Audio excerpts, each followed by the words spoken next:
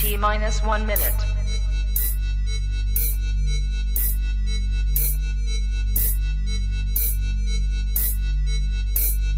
T-minus 50 seconds.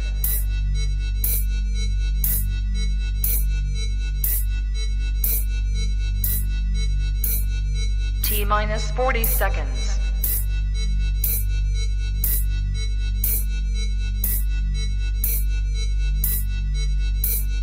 T-minus 30 seconds.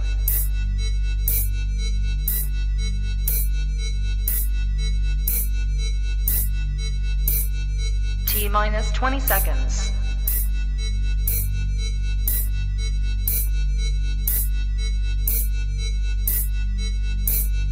Ten, 9, 8, 7, 6, 5, 4, 3, 2, 1, 0.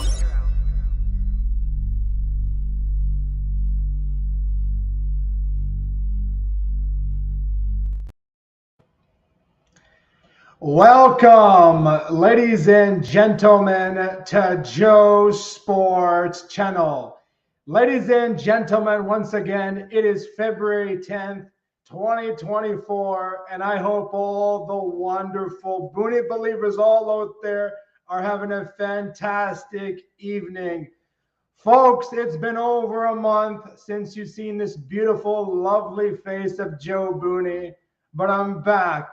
Super Bowl preview with TSN reporter Jim Barker. I'm looking forward to the show, Jim, and I see you backstage looking spicy. And I got to say, you're a sexy pinata with beautiful white teeth. Ladies and gentlemen, Jim Barker and my colleague, Johnny B. Be good. Good evening, folks. Good to be here, Joe. It is one heck of a show already. And it is one heck of a show it will be. My friend, thank you for taking time out of your schedule. And Johnny, be good. You're looking real good tonight. Thank you, buddy. Good to be here. And, yeah, glad to be here with Jim and ready for Super Bowl weekend. That's what we're all excited about. All the optimistics on the Kansas City Chiefs. The Chiefs are not going to the playoffs. The Chiefs are not going to win a home game. The Chiefs are not going to get a home game. And they never did get a home game. They were away from the beginning to the end. Mr. Jim Barker, you cannot bet on Patrick Mahomes. How did Mahomes and the Chiefs get to the Super Bowl?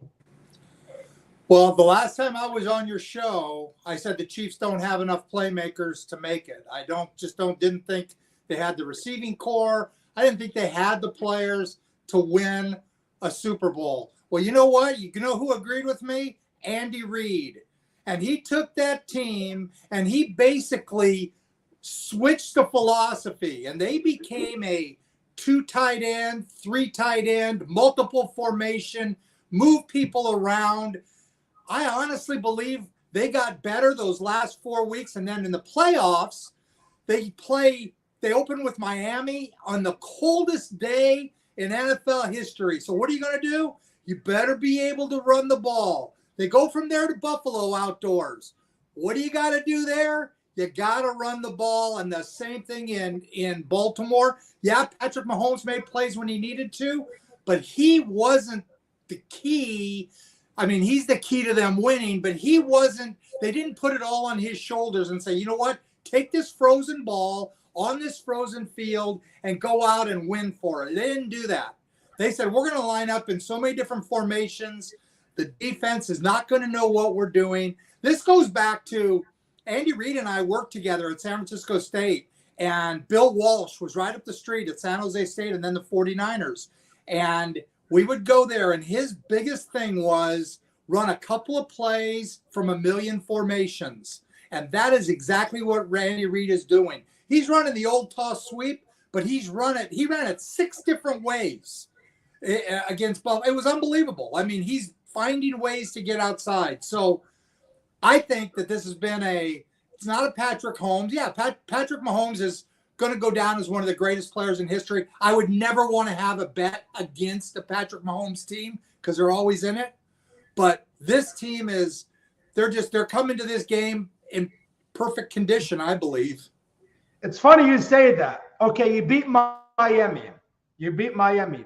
But then you go into Buffalo, New York. Josh Allen on a 6-game winning streak. Unstoppable. Stephon Diggs. You got the whole team ready to go to the Super Bowl. One of the favorites to go to the Super Bowl and win. And what happens at the end? The Buffalo Bills missed that field goal. And I said to everybody, the beginning of the game, I got the Chiefs winning this game. My uncle said they're going to get slaughtered. Impossible with the injuries they have. And Josh Allen just playing Josh Allen football for the first time in over 2 years. And to beat Buffalo, I said this team is going all the way to the Super Bowl and winning it. The odds are there. Taylor Swift just came back from a 16-hour and 25-minute flight from Tokyo. The script is there. Swift's going to win it. Kelsey's going to win. Mahomes is going to win. I'm very impressed by this team. Plots to them, seriously, getting there. But can they get it done tomorrow night, 6:30 in Las Vegas, Nevada? Johnny, I can't wait to hear what you think about that. That's Johnny's question. Yeah, no, you know what? I give kudos to the Chiefs. I didn't think they were going to make this far. I said without a home, they've always had the home field advantage. And I thought, no way, going on the road, going to Buffalo, they were going to do it. But you know what? I have to say, besides the kicker, but to me, the defense for the Chiefs, I didn't think the defense was that great at the beginning of the year. But to me, the Chiefs and Spagnuolo has had them on cue and making the difference. Yes, like you said, I love Andy Reid, our coach. He's made a difference too. Changed the formation because you're right.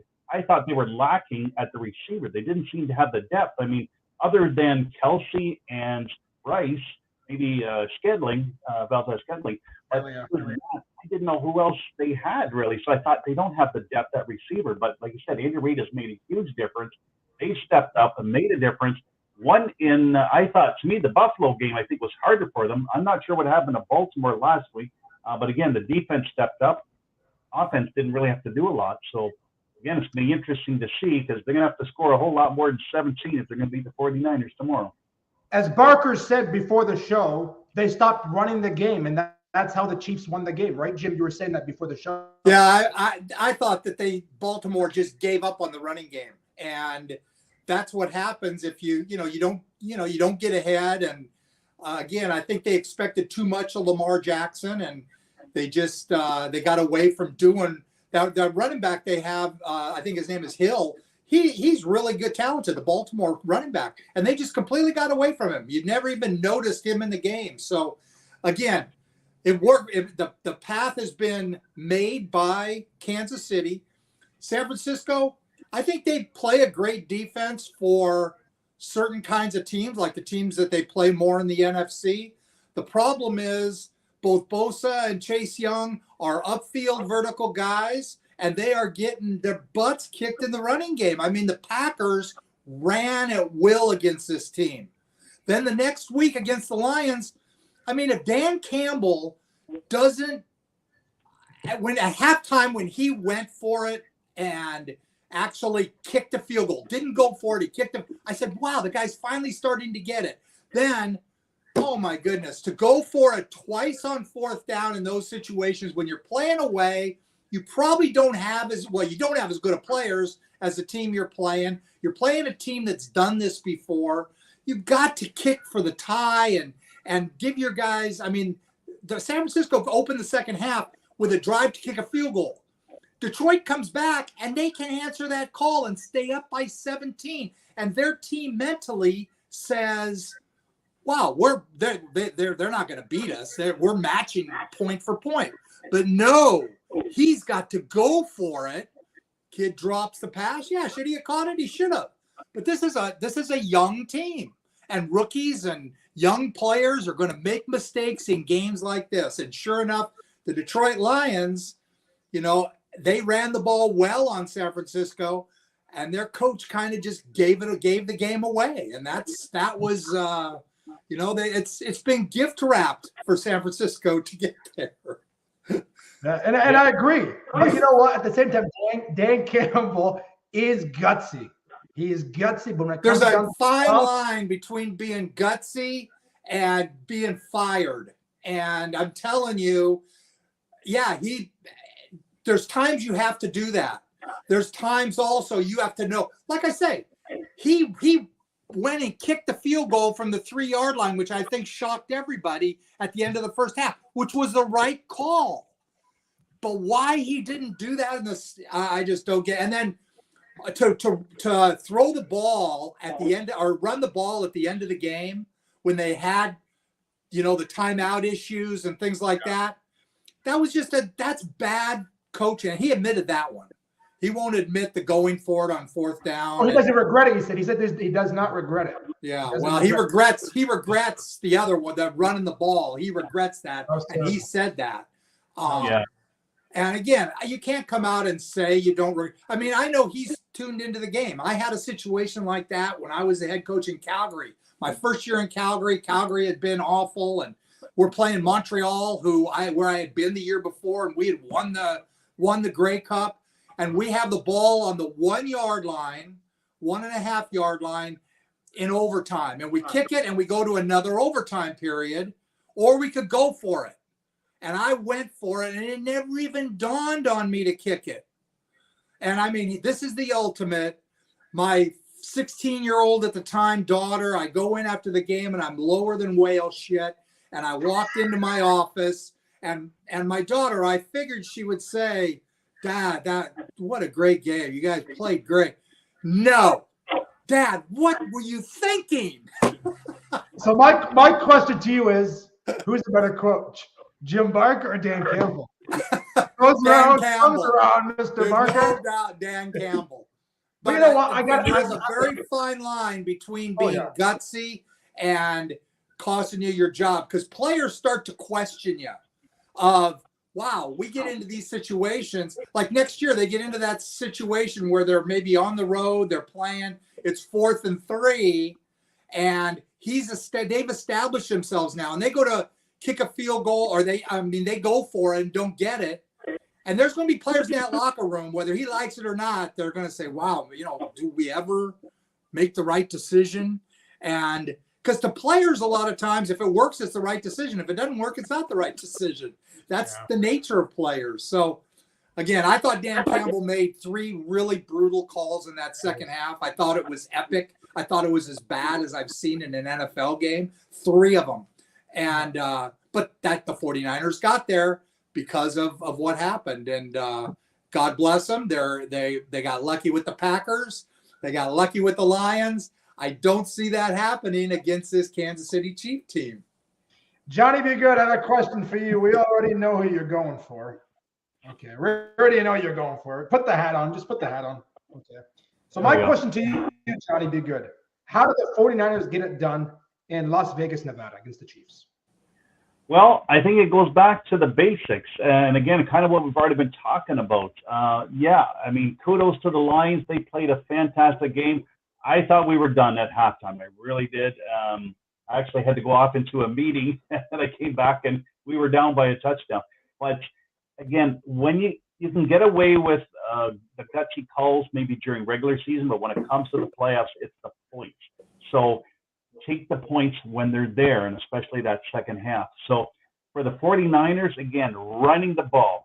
Last Super Bowl, we were there with them. We got away from running the ball. That's our bread and butter. McCaffrey, usually he's getting 5 yards on first down.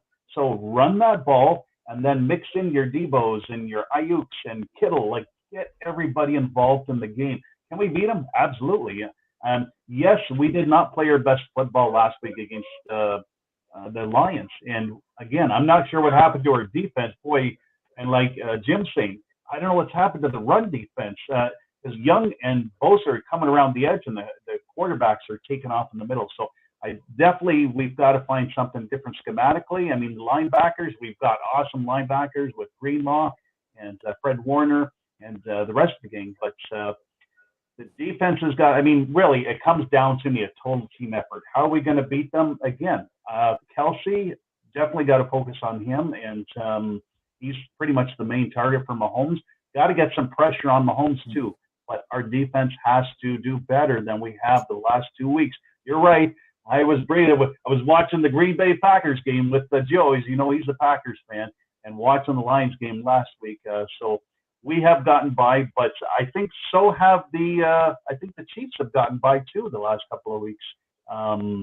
Again, they shut down Baltimore. Well, I don't know if Baltimore shot themselves in the foot or they shut themselves down, but I think the Chiefs they haven't had their best season, so it's been interesting for them too. They haven't been quite as composed or as great as they have in the previous years, having to go on the road to get it done. But kudos, they've stepped up and have got it done, and both teams have to get to this point. So the fact is, we know Kyle Shanahan is 0-3 against Andy Reid. And if the 49ers play like they've been playing against the Packers and Lions first half, they're completely done. Because the Chiefs, once they score, they'll continue on scoring. Now, you want to talk about the Baltimore game? That was a defensive game. Baltimore stopped running the game. Kansas City stopped running, was more throwing Mahomes to run out of the pocket because Mahomes, he doesn't really run much, but when he has to, he has to. So I believe 49ers can stop the running game for the Chiefs and can get Patrick Mahomes under pressure. They can win the game. Now, for me, I said at the beginning of the year, Kansas City could get there. 49ers could get there. And the real MVP talk should be Brock Purdy, not Lamar Jackson. The real MVP guy went to the Super Bowl, and it was Brock Purdy. Now, can he get it done against Andrew and the Kansas City Chiefs? We don't know. I'm picking the Chiefs to win by 7+. I don't got any money on it, but I know if the Chiefs win, Taylor Swift's going to get a propose.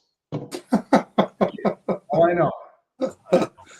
You know that, huh? Oh, I know that. There's You people probably putting money on it already. You could probably bet it's on already it. there. Come on. You can't. The script is said, you know? Yeah, well, I look at this game as usually when I try to figure out who's, which I don't have an allegiance like Johnny does, but I look at best coach, and there's no doubt Andy Reid's the best coach. You can't at this point in their careers. Best quarterback. There's no question who the best quarterback is. The best defense. In my mind, the last 3 weeks, there's been no question on who the best defense is. And then the best kicking game. And to me, there's no question who has the best kicking game between these two teams. So, again, I look at those four things and I say, wow, how in the world can San Francisco win? I believe San Francisco has better players. There's no Deebo Samuels and Christian McCaffreys and, the receiving core that San Francisco has. Kittle, he gives them something that Kelsey doesn't give them. So, again, the player, they have Chase Young and Bosa on defense, Fred Warner. They have all these name guys. Again, I think that Andy Reid neutralizes Bosa and Chase Young because they are vertical upfield, going to pressure the quarterback off the edge. Not great. I think they're really disappointed in Chase Young because teams are running at him and he's having trouble with that. So, again, it's going to be interesting. I don't believe it's going to be a blowout. I think if it's a blowout, it's going to be San Francisco blowing out Kansas City. Only if Mahomes gets injured. That to me is the only way I see the game as a blowout. I see the game as close because I see San Francisco, if they get a lead, they're going to milk the clock. They're going to milk the clock and they're going to say, you know what? We have the ball with 3 minutes to play and Patrick Mahomes, we're going to win. Period. And that whole sideline believes that. I'm not sure you can say that about San Francisco. You can talk about Brock Purdy, and I don't know that they believe. Yeah, he brought them back, and they won the Green Bay game. He made the big drive to take them down there, but he hasn't been in enough of these kinds of situations that you can say we get the ball back with 2 minutes to play on our 25-yard line. He's taking us down. We're going to win the game. I don't know that there's the same kind of confidence on the San Francisco sideline as there is on the Kansas City sideline. I know, Johnny, you were going to say something. Yeah, no, I was just going to say I agree. Obviously, Purdy's only in his second year. He's only a sophomore, right? And, everybody's put these losses. He has outplayed. Being a seventh-round draft pick, he's definitely exceeded everybody's expectations. He wasn't a first-round draft pick like every other quarterback in the playoffs. So, yes, he's kind of in uncharted territory. But to me, he's delivered. it's don't make those mistakes, throwing through the middle of the field and getting the linebackers picking you off or tipped balls, which have kind of plagued them the last few weeks in those other games. So again, it comes back to plays. Which team is going to make the plays? Both are capable. I mean, obviously both teams have gotten to this point. But yeah, I agree with what Jim said. I mean, yeah, Mahomes definitely, has the edge. He's got the experience. He's been to the Super Bowl, first time for Purdy and a lot of the other guys. But I think we have more great players. But yeah, again, it's who's going to deliver in the big moments, really, is what it's going to come down to. I believe the 49ers win 28-24. That was my prediction. 28-24? It's going to be a close game. So again, I agree with what Jim says. It's not going to be a blowout. We are going to have a good close game, but I've got my Niners winning. The 49ers defense, up until last week, hadn't given up typically more than 21 points. So 31 to the Lions was definitely more. And again, the offense has averaged 28 to 30 points a game. So, yeah. What's your score prediction, Jim? I'd probably go the other direction. I'd say more like 27-24. 27-24? Something in that range, yeah. Something like that. I just don't see the game being a blowout. And if it is a blowout, it's going to be San Francisco because they've got those big athletes that can take it, at any time, where I don't know that Kansas City has those big play guys that, they're Kansas City is that team that is going to create enough offense to get them a few opportunities, and then they'll make the most of them. They'll find a way to get Travis Kelce inside with Fred Warner trying to cover him, or, something along those lines with their multiple sets. And that's how I was shocked at how they were able to use Kelce against Baltimore. But I'll tell you one thing at Baltimore that I would liken to this game, and that San Francisco was there 2 years ago. 2 years ago? 4 years. I think it was 4 years ago. Okay. But they have some players that have been there, where Baltimore doesn't really have players that have a lot of players that have been, that far in the playoffs. When I watched that Kansas City from the very pregame, when the idiot kicker messed around with Mahomes footballs and Kelce got mad at him and threw the balls at him, told him to get off their side of the field. And then the first half, the Ravens took 3 major penalties, like stupid penalties, just penalties they didn't need to take. And it reminded me of a high school team that hasn't won, but they think they're ready to do it. Playing that team that knows they're good. And the team that knows they're good doesn't have to do that stuff. They don't need to talk smack. They don't need to do those things. And they just kind of take it and they laugh about it. You could see the Chief players almost laughing at the Baltimore players when they took those penalties. It was unbelievable to me watching it. And again, this is a team, Kansas City is a team that has learned how to win these games. They've been to 4 out of 5 Super Bowls, not playoffs, 4 out of 5 Super Bowls. There's a certain amount of moxie that team has that bodes well for them in different games. And they play the underdog. They are the underdog this week. San Francisco's favored. And they love playing that underdog role. They played it in Baltimore. They played it in Buffalo. Shoot, they played it in Miami. I mean, they love that role. And they stay humble and, oh man, I don't know how we're going to ever move the ball on this team. And it's all part of their culture that they've developed there, that it doesn't matter. We're going to win. And when you got Patrick Mahomes back there, it's easy to say that because he's done it so many times. I can guarantee you, again, I don't gamble anymore. I used to, but I don't gamble anymore. But if I did, it would be like betting the under, betting against Patrick Mahomes, because you sit there and it could be 6-0 and they're going to be scoring in the second half. That both teams are going to open up and the under's never going to last. It's the same thing with Mahomes. You could have a 2-touchdown lead on Mahomes and you're sitting there thinking it's not going to last. I just know it. He's going to bring them back. I just would hate watching the game, having money on the opposite side of Mahomes. That's just me. Listen, you can't hate Patrick Mahomes.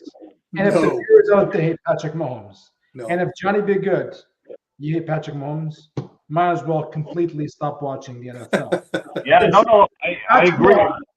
Patrick Mahomes, if he wins a Super Bowl, he'll be the first quarterback to win back-to-back Super Bowls under the age of 30 years old. And that's an impressive. Tom Brady never did it. Aaron Charles Rodgers never did it.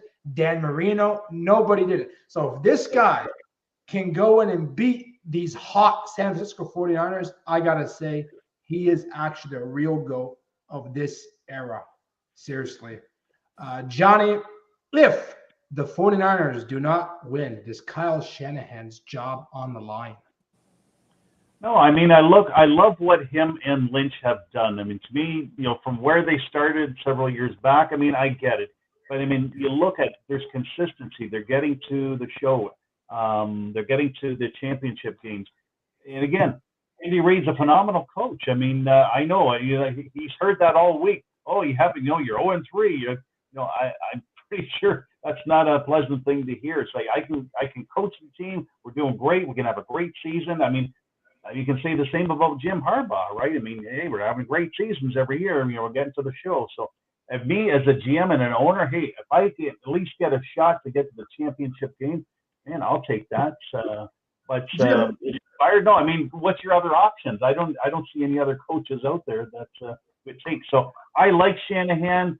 Again, the great background with his dad, and same with the background with McCaffrey and his dad. So there's a great chemistry there between him and Lynch and what they've built.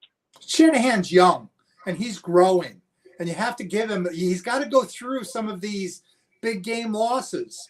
But he's developed a culture there. It's different than what the way Kansas City does. I guarantee you the Philadelphia Eagle fans and front office, they didn't think much of Andy Reid when they let him go.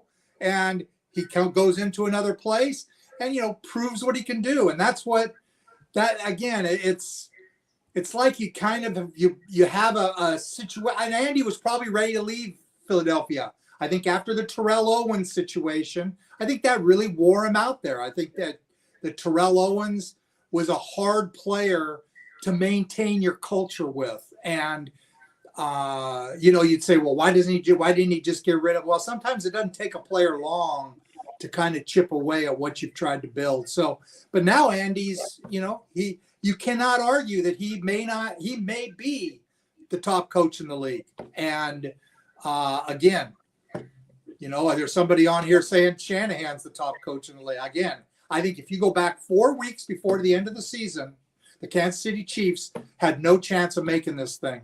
And I look at the job that Andy Reid did and how he changed what they do. That's what great coaches do. And we're going to see what Kyle Shanahan does to help that defense, because the last 2 weeks, that defense hasn't been good enough.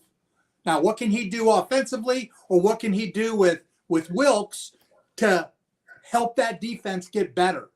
If people who want to say that he's the top coach in the league, because I can go back and look 4 to 5 weeks left in the season what Andy Reid's done with the Kansas City Chiefs.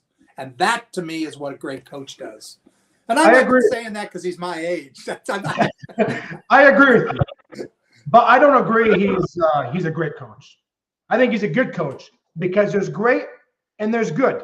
Great is Andy Reid. Kyle Shanahan is good. You want to be great, you got to win the championship. You got to win the big moments. Yep. So to say Kyle Shanahan is a great coach, tell me how many Super Bowls he has, how many championships he has. He has to get to the big stage and win it. And Jim Barker, you know that. You were a head coach for the Argonauts many, many years. You want to talk about great? Andy Reid is great. Vince Lombardi, those guys are great. Well, Bill Belichick in his first couple of years was never considered a top coach. You become a great coach through longevity. 4 out of 5 Super Bowls. 4 out of 5 Super Bowls are pretty special. Yeah.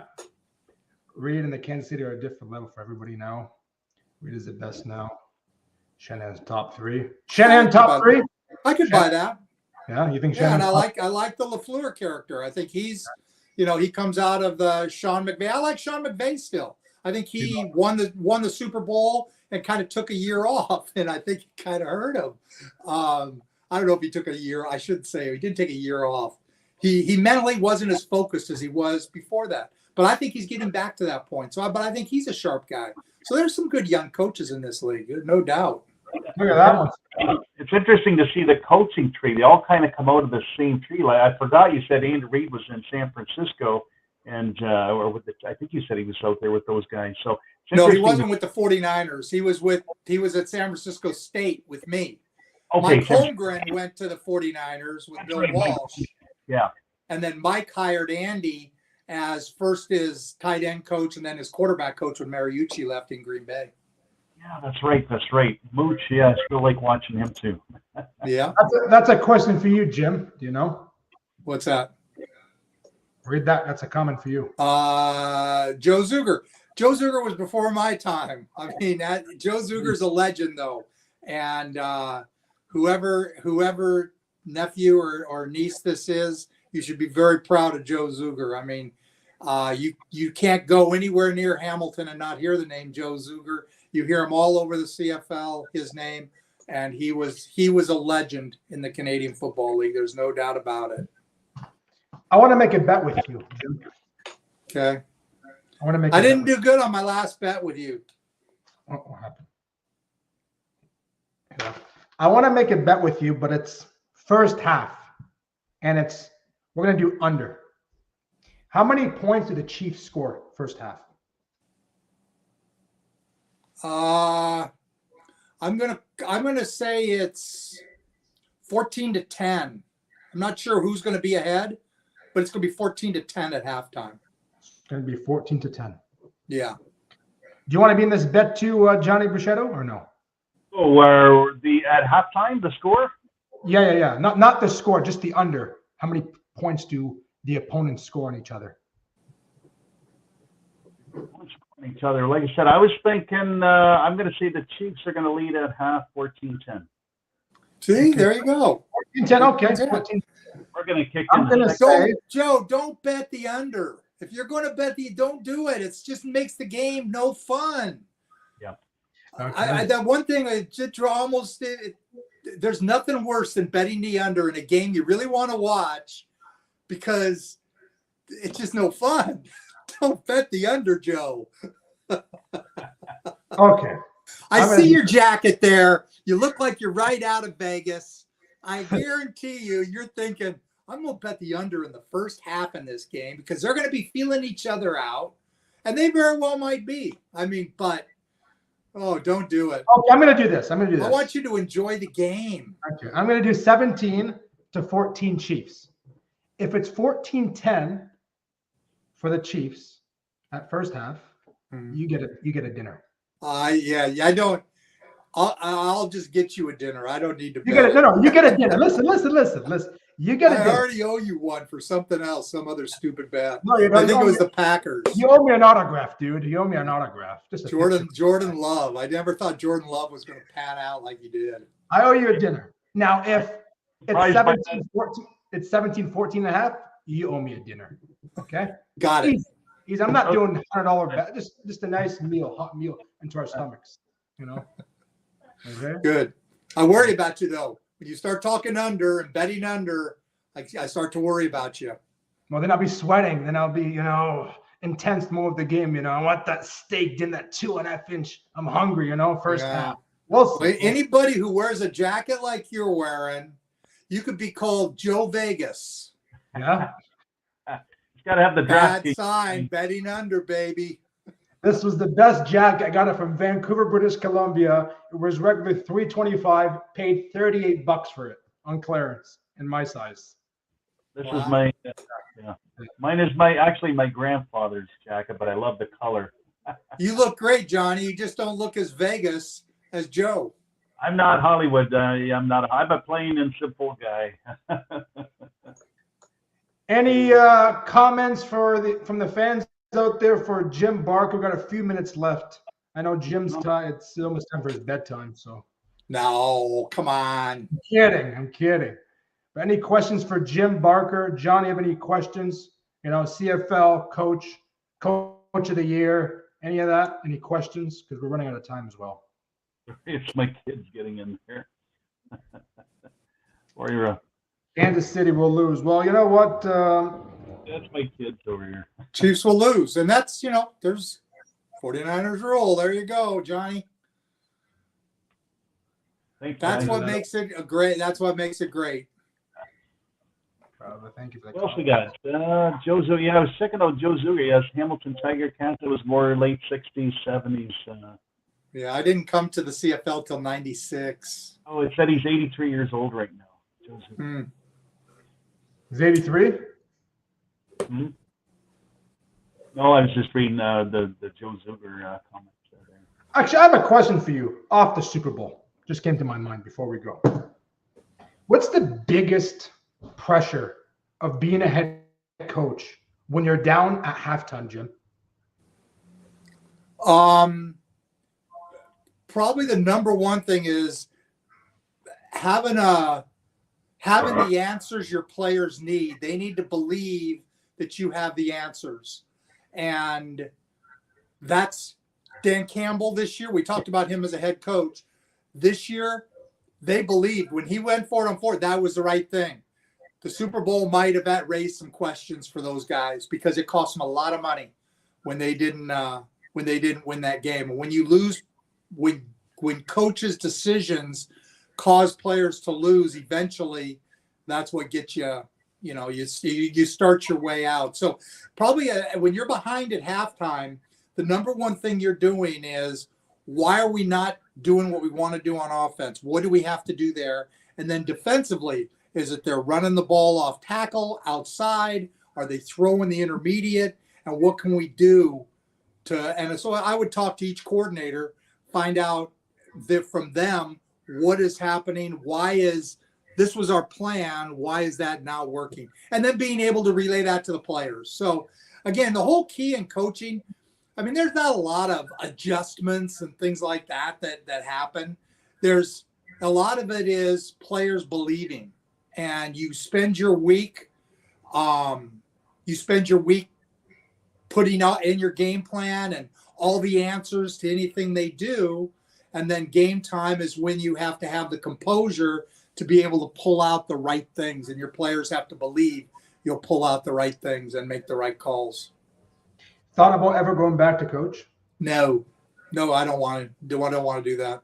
I would go back, and I loved being a general manager where I kind of coached the coaches, and I, was able to have a president, something like that, where I was more involved in. I like watching guys grow. I like watching personnel guys grow.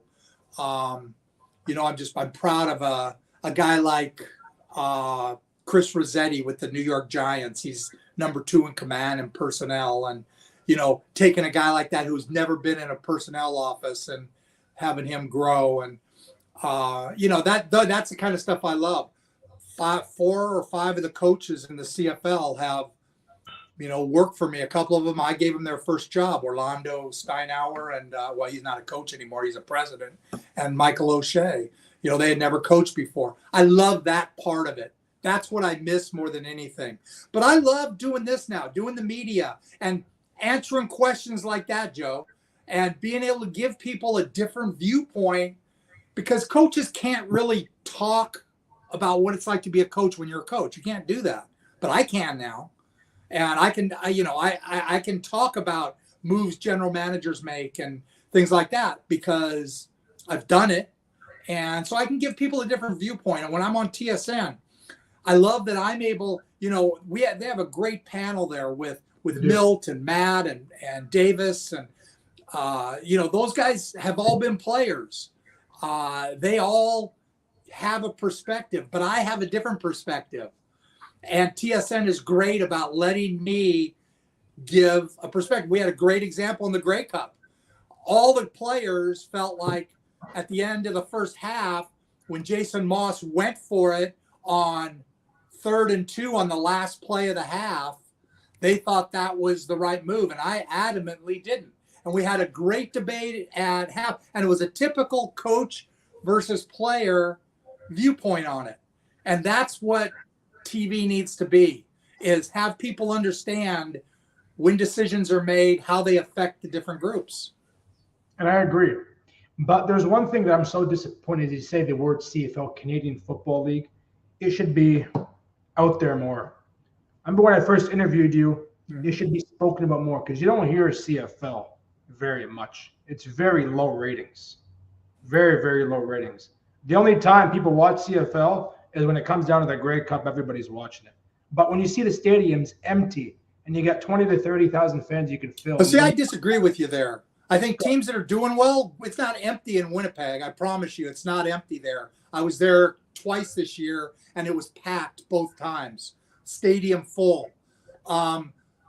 Mosaic Stadium in Regina, it'll be packed. Is Calgary struggling now? Yeah. But when teams struggle, you struggle getting people to the stadium. The viewership on TSN is up. The CFL, too often people in Canada view the CFL as a feeder league or minor league like Boomer Esiason and the stuff he was talking about. This is the greatest three-down football in the world. It's a different kind of athlete than it is in the NFL. The NFL is bigger athletes. They do things on a smaller field. We have an extra player on the field, a wider field, and it's just a yard off the ball. You know, you can't tell me that a 330-pound nose guard is going to have tremendous success when he's a yard off the ball. So it's a different game. We are the greatest three-down football game in the world, and the three-down game is older than the four-down game. The four-down game came from the three-down game. So Canada, the Canadian Football League, has much more history than the NFL does. And it was only in 1992 that the CFL started losing players to the NFL. And then obviously, and from that point on, TV took over. And yeah, a guy's going to he makes more on a practice roster there than most of our players who are star players make. That's the way it is. That's Canada. It's part of Canada. We have 9 teams. They have 32. We have, a lot fewer people in Canada than what they have in the U.S. And they have done a great job of marketing it worldwide. I think our commissioner's trying to do that. Hasn't been real successful. I'm with you in that I would love to see the CFL, again, guys like you, Rod Peterson, that talk about the CFL on a regular basis. It's great for our league. That's why I come on here, because I'm a huge believer. I like the NFL and I'll watch it, but to me, it's nowhere near as fun a league as what the CFL is. Okay, you say that, and I agree with you. Okay, but why is their salary so low? We're in this moderate, like this. Why? Like you see the NFL. Why is there not like 10, 50 million? TV. Television. It's all television. It's all television. What they sell their TV rights for. Yeah, it's the same thing with the when I was in the XFL, Vince McMahon said before the $1 million game, he said, the rings are going to make the NFL look terrible.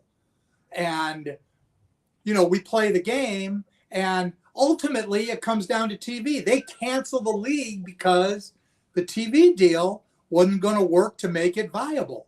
And that's what's happening with the XFL. Right now the UFL is being supported by Fox TV because they're thinking, well, we can actually, it'll make more money than a sitcom might make. But they don't draw anybody. It's all empty. That's empty stadiums. The CFL, you say that Toronto, when I first came to Toronto, when I was here, when we were playing in the Rogers Center, we rarely had under 20,000. Rarely. It was always 20,000 and up. Now, did it look empty? Absolutely. Did we take a lot of heat? Absolutely, because there wasn't 50,000 like there was at the Bills. Yeah. And that's Toronto's nature. Again, there's a lot of. Don't think I was putting CFL down. I love. No, you were, but that's okay. You know what I mean? No, you talk CFL, and that's why I go on your show, Joe. Yeah, look, I says if Canada football was on TV where I live, I'd watch. Yeah, I love football. This guy's from Chicago, Illinois. That's an American telling you that, too, right? Well, and what if you guys have a sponsorship? America have a sponsorship with Canada with CFL. Wouldn't that be great? Well, again, when they did the expansion there, and hopefully the TV deal becomes better than this CBS thing that they have. If all the games were televised down there, there would be a lot more knowledge of our players. And, we have enough players that people down there know about. Chad Kelly is a guy that people know about down there. It's when our games are shown down there, they do okay. Now, do we need to grow that? Absolutely. But we need to sell ourselves as the greatest 3-down football league. It's different. To say it's the same as it's a feeder for the end is like saying beach volleyball and team volleyball are the same game. They're totally different. They take a totally different skill set. It's a tougher game. It's a tougher. Beach volleyball is. You know what? It's like you have to get a first down. You must get a first down every drive. Very, very, very true. But that again is my point. Is too many people in Canada don't understand enough about it to appreciate it for what it is. And the whole ratio thing, people say, well, our game would be better if we had the best players playing. And maybe that's true. But the thing that makes the ratio fantastic is there isn't a city you can go in Canada, I would doubt. I mean, you go up Thunder Bay, you go small towns. Somebody who's played in the CFL has lived there or comes from there. And there's a beauty in that. Yeah. There's a beauty in that when a kid grows up, he can know, wow, my grandfather's friend, he played in the CFL. It gives them something to look at. They can't do that with the NFL. No. They just can't. But that's what people I think a lot of people in Canada don't appreciate how great this game is. I know my daughters were high school when I first came up here, junior high to high school, but they've been to a lot of games and they still, they both live in Vegas now. And obviously they see American football. They would much rather watch a Canadian Football League game than an NFL game. They just find the rules of the game and the beauty of the game much better than they do the NFL. And again, they're not gamblers. I think gamblers are attracted to the NFL because there's just a lot more things you can do with that. More money. As Paul says, the CFL is awesome and often has a great cup, very exciting, unlike the Super Bowl, which isn't always exciting. That is true. Great Cup is always exciting. It's because the game is inherently a better game. The CFL, the Canadian game is inherently a better game. I believe that. And again, you want to get me fired up? You just did it, because CFL better than the NFL. Well, that's some tough words coming out of Barker. You're barking really much today, buddy. I've never been to a Super Bowl. I'm American. I've never wanted to go. Again, do I like the American game? I like the American game. I made my living down there coaching college football for 25 years. But is it as good as the game up here? Absolutely not. Well, look at the last Grey Cup. Boy, that was an exciting one. I mean, that was right down to the wire. Well, what about the year before that? Same thing. Blocked field goal. Yeah, it's every year that way. This one came down. Montreal scores with 7 seconds left. It's every year that way because that's the nature of the Canadian game. And do we have a salary cap? Yeah, but that keeps the games competitive. And it's a beautiful thing that, again, if Canadians take the time to learn it, they become fans. And that's kind of the mission is I always will say, one fan at a time. And that's why I go on shows like Joe's and Rod's is one fan at a time. If we can get one person watching, and on TSN, that's what I try to do is entertain them long enough to get them to watch a game. Because if they watch a game, they're going to be hooked. Well, you know what? I've been watching CFL more after knowing you and after interviewing you the first time. Seriously, I enjoy the game more because I have someone that I rely on when that comes on the show. I talk about CFL, so I like to learn from the guy that has more experience than me. Mm-hmm. Jim. I was going to say, I liked one of the comments there. It said, I've always wanted a CFL team out east, and I thought, I've often wanted it would be great, New Brunswick or Halifax. Like, I don't know how far out, or even another Quebec team. I think Halifax would be a great spot for a CFL. It would be a great place. The problem is they don't have a stadium or somebody to support it. Let me tell you, the whole key to to winning football, in the NFL too, is ownership. And if you don't have a strong owner, then they haven't found the right owner for Halifax. You don't want to put a team in without a strong owner, and somebody has to step up and say, you know what, this is important to me. I want to do this, like what Amar Doman has done in BC. I mean, amazing what's going on there. Bob Young has done it in Hamilton. That's a first-class operation in Hamilton. They sell out most of their games. You know, in Toronto, it's different. It's owned by MLS now. It's owned by MLS. I say we because I've been with them for so many years. But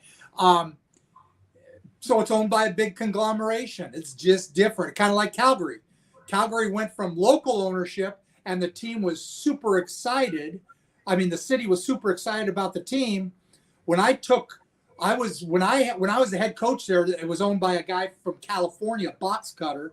Once he sold the team to local people, the attendance just skyrocketed. And all the way through that period of time, we won the Grey Cup in 2008, and all the way to, I mean, they're still playing well, but it's going down because that local ownership got away, and now the Flames own it. So it's more owned by the big conglomerate, and those are tougher situations. I think Edmonton, again, community owned. Regina, community owned. Those are different. Winnipeg's community owned, and making it work. So again, only one team can win, and winning is such a big part of getting people to come out.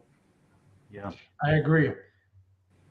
Thanks, Paul. My last question to you, Jim, before we finish the show and get off air. Saskatchewan, do they get better this year or worse? I don't think they get better. Worse. They get better. Corey May says right now he has the best job in the entire world. Being the head coach in Saskatchewan and never playing a game, you cannot have a better job. And he's been adopted there as a Saskatchewan person. And Corey was with me in Toronto. He's a special person. He attracts people. A lot of the free agents we got were because of Corey Mace. You see, they're doing it down there. They got AJ Ouellette.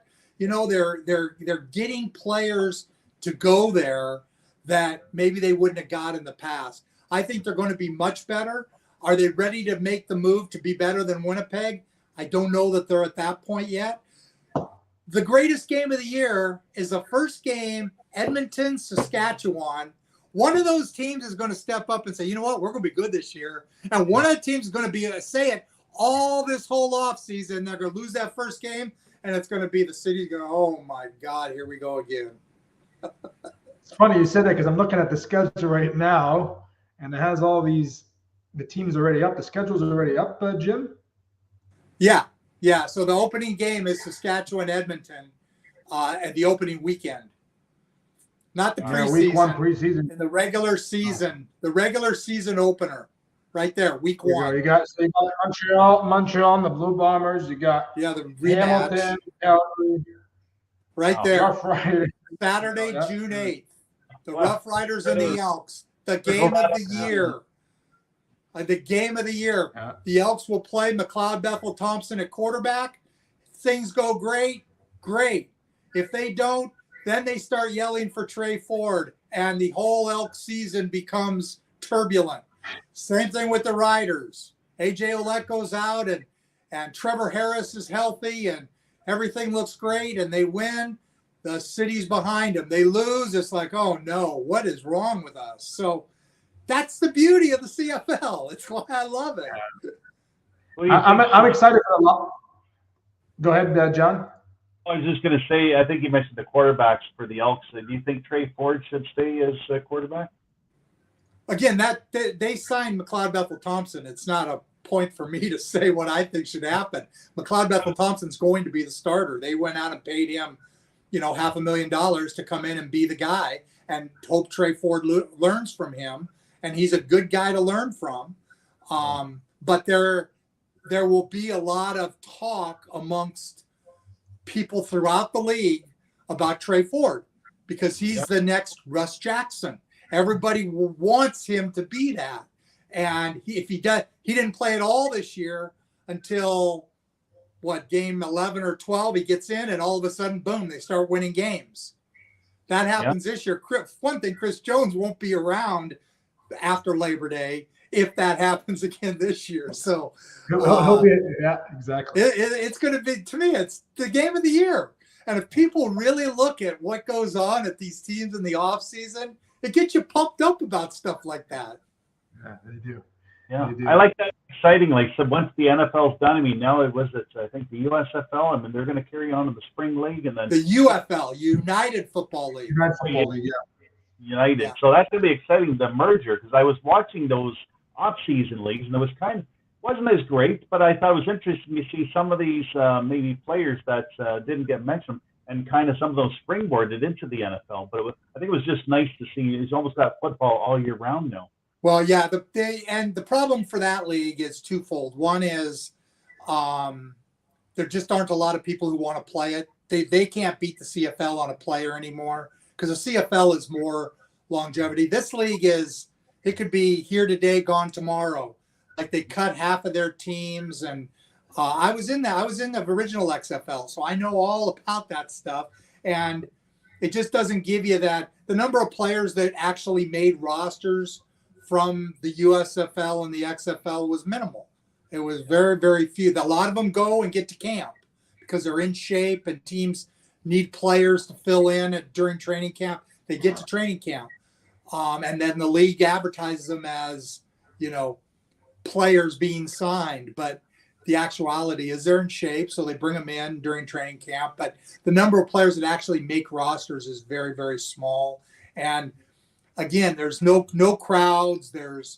It's a very difficult league. And I think that players, you look at Darnell Sankey, he left that league and he said, that's not for me, where you have no fan base, where players are coming and going.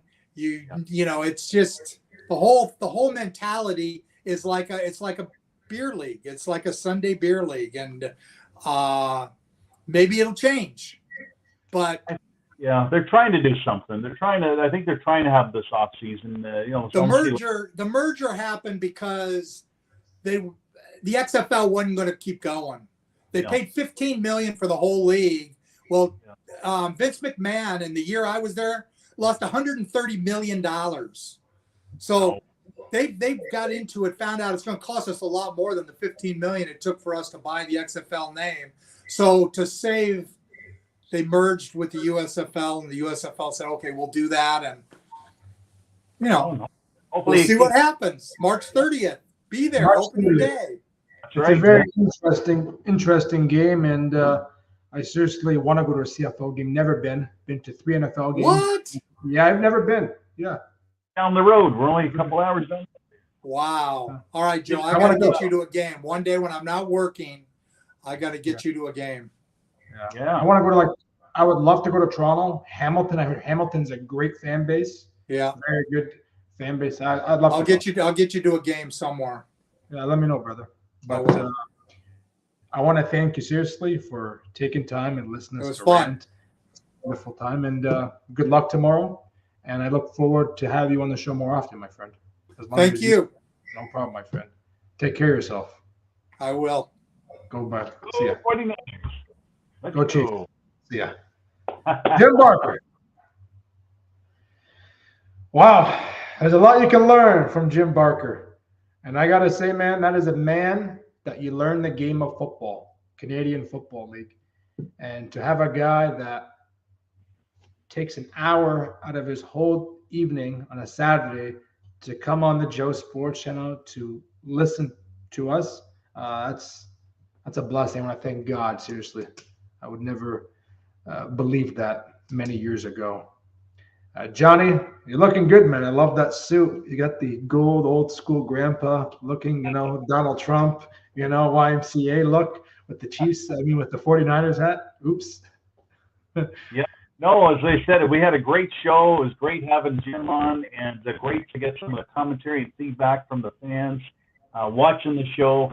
I always love that interaction, getting questions, and we had a great show, able to talk about not just the Super Bowl, but talk about our Canadian, our homegrown products here in Canada, the CFL. Nice. And obviously, he said Jim has a great background there. So, yeah, even myself, I've been to I used to live in Ottawa, so I used to watch some of the Rough Riders when they were the Rough Riders then games. But yeah, and even the Argonauts. But yeah, you and me will have to see if we can get to Argonauts or Tiger Cats game there. Well, he doesn't live too far from here. He lives he's like an hour and a half away. And I told him, come to London sometime. Come to London. Love to meet him in person. He's a good guy. Well-beloved guy. What do you do for Super Bowl tomorrow? Are you coming over here? I don't know. I said the family wants to watch the game, so we're going to see what's going. I might come pre-game and spend some time with you, and then zip. I'm not sure. I'm sure it's. I'll update you tomorrow. We'll see how the day plays out, but I'll make it over to the early in the afternoon, maybe. Paul, I totally forgot. I have old-timers now. What did I say? I said the Chiefs are going to win. I wrote it down. 31-24, and then Johnny said 28-24, and then Jim, I think he said 27-25. I don't know. You have to go beginning of the show. I want to rely on the kicker. I don't want it to come down to the kicker. Yeah, you got a good kicker. You do. Yeah, he's inconsistent. I mean, again, I don't know why they didn't stick with Robbie Gould, but hey, we got Jake Moody, and again, it's an indoor, it's in a stadium, so it should be okay. No wind, no other distractions, so should be smooth sailing there in the special teams. But yeah, I mean, I think it's going to be an exciting game. I think it's going to be close. I don't think either one's going to be a blowout, so definitely be one to watch. Sure, brother. Thank you, man, for coming on here, looking good, fine as hell, spicy, and we'll talk more. And I'll see you tomorrow, if not tomorrow, Wednesday for sure. And good luck to your 49ers. May the best team win. I hope it's a good game. I hope it's a clean game, and I hope whoever wins gets the best of it. Yeah, like I said, I just want a good game, clean game, called fair for both sides, and also to our fans watching the Joey upcoming, let them know when Jack Armstrong's going to be on. Actually, yeah. So let me thank you for reminding me. March 11th, 11 a.m. live. Joe Booney will be bringing back on Mr. Jack Armstrong, play-by-play announcer, with our good colleague, Mr. Johnny B. Good will be on here. So March 11th. Don't forget. If you guys forget, there's always a recap, but it's always nice to watch it live. A fresh, hot meal. Sometimes when you eat a meal and it's cold, it's not as good as it's fresh. So come on, 11 a.m. Wake up. It's during the week. Don't be lazy. It's not a weekend. And watch Joe Booney and Johnny Be Good. It's going to be a nice, hot, fresh meal with Jack Armstrong. All right. Pleasure with you, and we'll let you sign up. For sure. Paul, you want to come up? I just sent you a link. Let's see if Paul's going to come up. Paul's a great friend of mine. He was a teacher, one of my teachers at Central. Get up here, Paul. Don't be camera shy, or at least come on audio. Let's hear that beautiful voice of yours. You press that link, you log into Facebook or YouTube. You might have to download the app and come up here and let's see that beautiful face of yours. Let's see if you got younger or older. I bet you got younger. That's the link, brother. That's the link right here. Well, he's had some great questions for us on the show here regarding the CFL and Team Out East. So that's what I was thinking too. I said, man, it'd be great. But again, it always comes back to the dollars, and that's especially with business. Like I said, at the TV viewership, that's where the viewership, right? And I guess I was wrong. And you know what? The expert defeated the person that doesn't know. Because I thought, you look at Canadian football, there's empty stadiums, right? Like you look at Calgary last year. Calgary, there was some stadiums, like I say, Toronto was empty and Calgary was sold out. So I didn't mean that every single stadium, but every single stadium in the NFL is mostly sold out because of the partnership and because it's in the States, right? Because it's bigger, right? Yeah, and if they're getting 20,000, I mean, boy, it's still a good turnout. It's as much as you get for a hockey game or an NHL game. So, I mean, 20,000, yeah, I mean, it's not 50,000 or as big as those. But, hey, if you're still getting 20,000, you're still generating revenue. You're still keeping the team going and keeping the fan base going. Yeah. I'm just asking if Paul's not going to come up. I'm going to end the show because I got to get to bed soon. Yeah, me too. We're over past 11:30. You coming up, Paul? I'll give you a couple minutes to reply.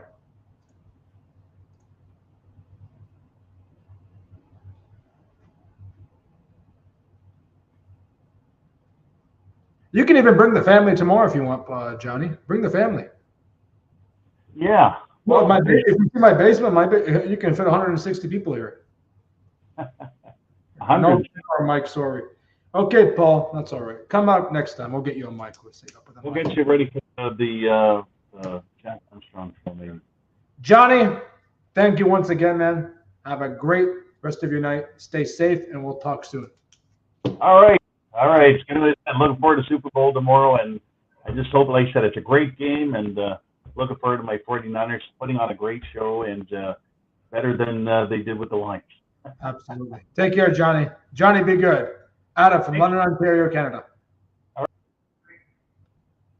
And to the rest of the Booney believers, great show. I thought Joe Booney was pretty good. I thought I might be a little rusted, but you know what? Not bad for over a month and a half. And I came back and had Barker barking all the way and wants those Chiefs to win. And he's saying the final score is going to be 27-24.